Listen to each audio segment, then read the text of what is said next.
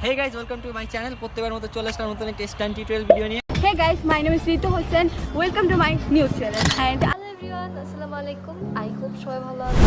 মাত্র 5টা সাবস্ক্রাইবার বাকি আছে। বন্ধুরা, আপনি কি জানেন রাকিব হোসেন, ঋতু হোসেন, নুসরাত জাহান, অন্তরা ও মিথিল রহমানের প্রথম ভিডিও দেখতে কেমন ছিল?